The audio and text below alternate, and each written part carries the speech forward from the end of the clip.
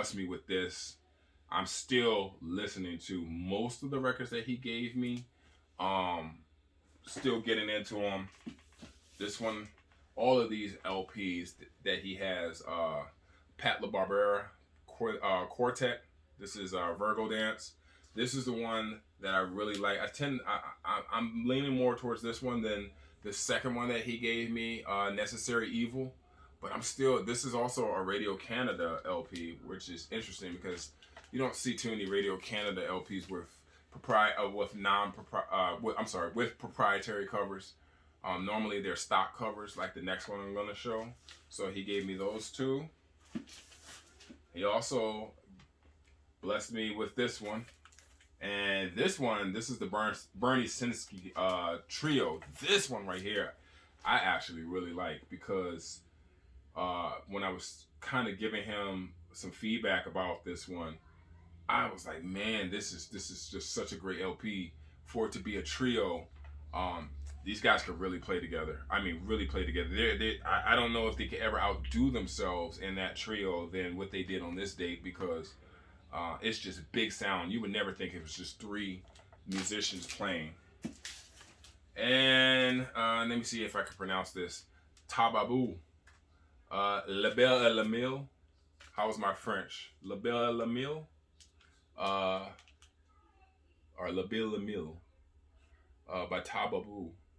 This is one that he really surprised me with because this is a Canadian LP and they're not that accessible down here, and it is up there where Kieran is, the Needle Groove.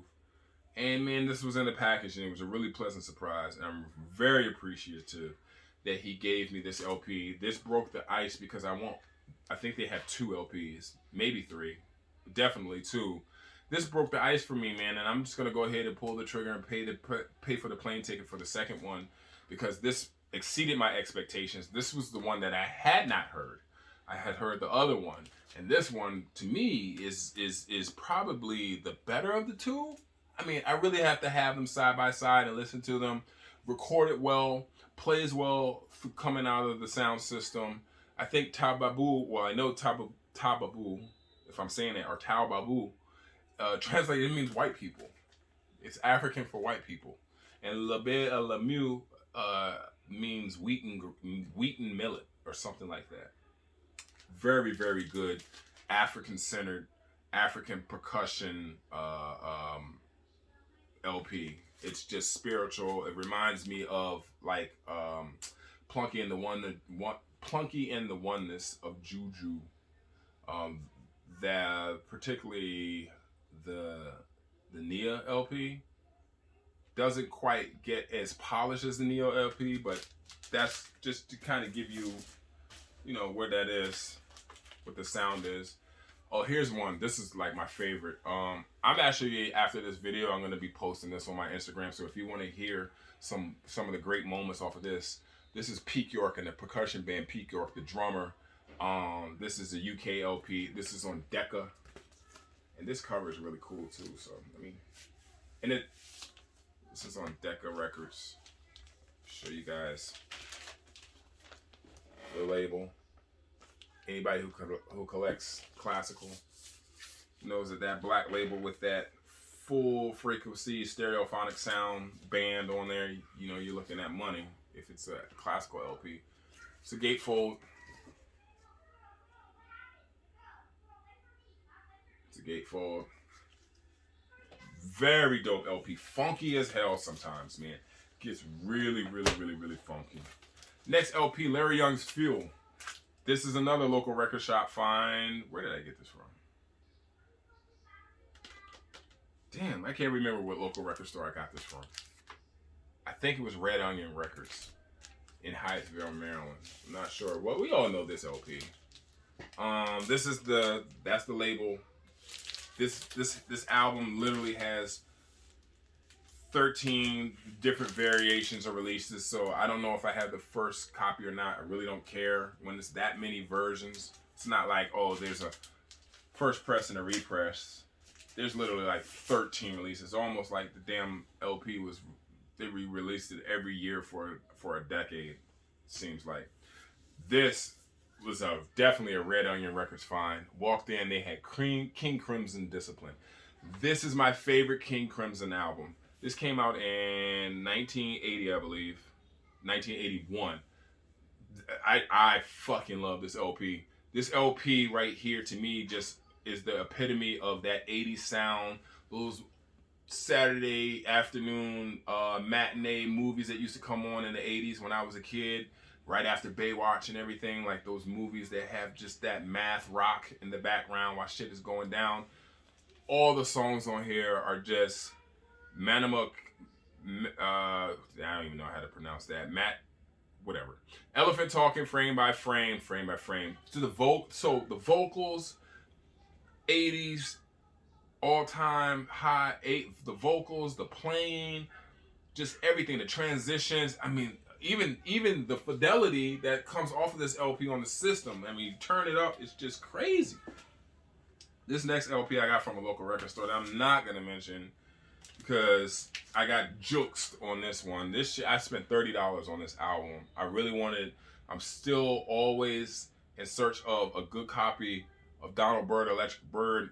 It was kind of dark in the damn spot. I got juked. This LP is so trash. I don't know what the fuck I was thinking, man. I got caught off. I got caught slipping. I bought it. I'm gonna keep it because the cover's good. So if I ever find, and also I want an earlier pressing, but man, this is bittersweet. I can't even listen to this shit. It's just too disturbing. And this LP, even though it goes there in this very nice LP, it seems to be quiet. Donald Byrd is really not too loud on this LP, so all the imperfections come out in it, and so, you know, it is what it is. Sky Music by Mike Mendel. This I also got from Red Onion Records here in Hyattsville, Maryland. Took a chance on it. Based on the back cover, I thought we were going to be getting busy. This reminds me of just that old Cincinnati radio filler type drive home jazz. I mean, David Sanborn is on it, so what more do I need to say? Who else is on here that people would know? Wilbur Bascombe on the bass. Who else would people know? Those are the two names that stick out to me that everybody would know is Mike Sanborn and Wilbur Bascombe. And then, of course, Mike Mendel on the keyboards. It's not that great. That's not going to be hard filed. This is one of these kind of jazzy Hochter records, one of those jazz dance records on Orion. This is Gus Giordano, Gus Giordano, Jazz Dance Master. Yeah, man, this has some really funky tracks on it, as you could imagine, just like the Hochter records do. They have their own versions or covers of songs that they do that's really cool.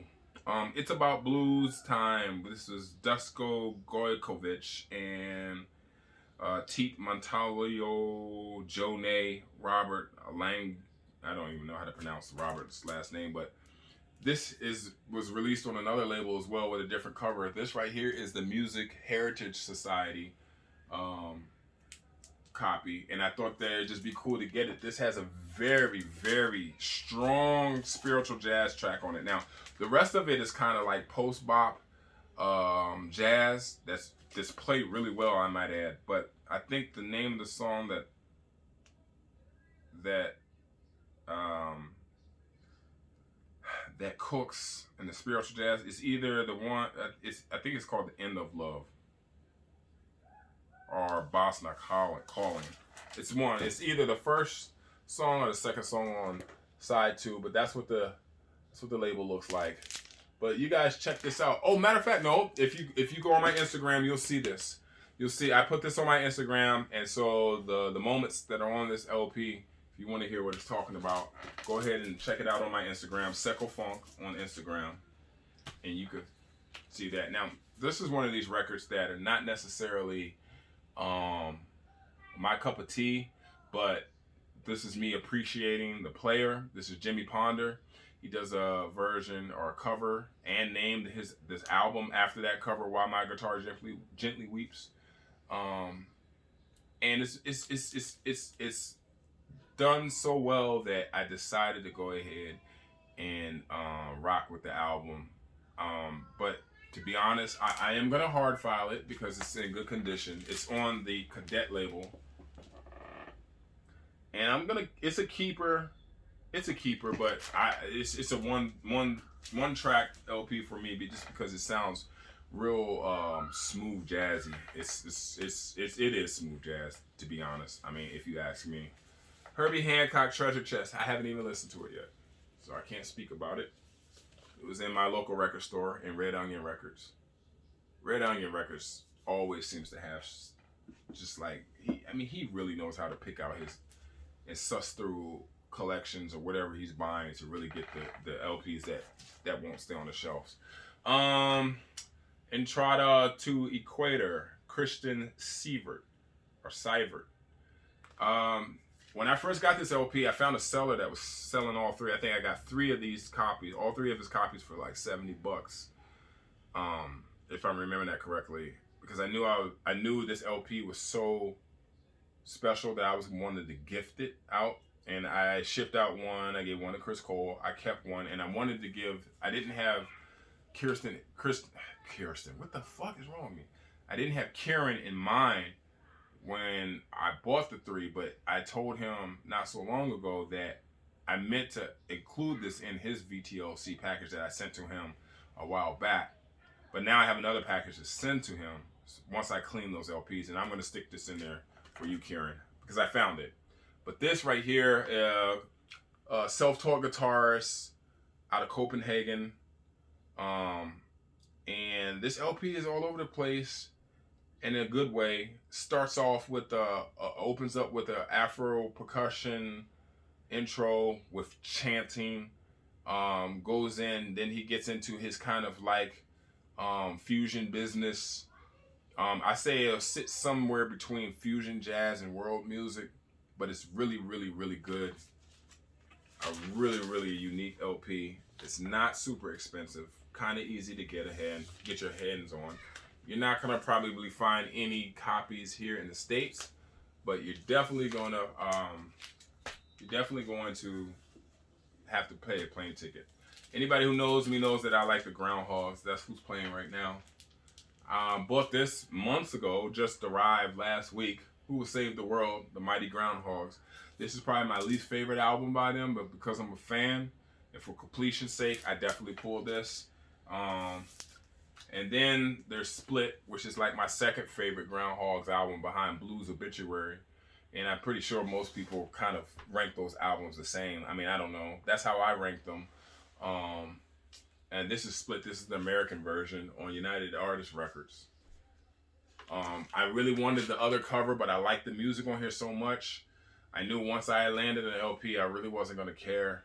And that's exactly what happened. So I'm no longer even looking for the other cover. I will be pretty stoked if like I go to a record show or whatever and see the other Split cover with that image where it's like